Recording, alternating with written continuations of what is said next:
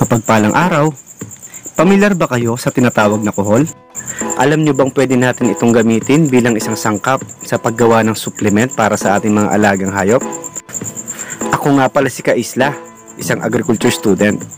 Tara, samahan nyo ako sa aking munting poultry. Ipapakita ko sa inyo kung paano gumawa ng kuhol amino acid para sa ating mga alagang hayop. Ang una naming ginawa ay ang humanap ng kuhol sa mga palayan. Dito sa aming lugar ay napakaraming kuhol. Kahit sa mga tabi lang ng pilapil ay makakakita ka nito. Sa totoo lang, ang kuhol ay nagiging peste sa mga pananim ng ating mga magsasaka. Kinakain kasi nito yung mga parte ng palay na maaabot nila. Ang isang perasong kuhol nga pala ay kayang sumira ng 19% ng isang metro kwadrado na pananim na palay. At kung 8 peraso naman, alam nyo ba, ay kayang sumira ng 98% ng isang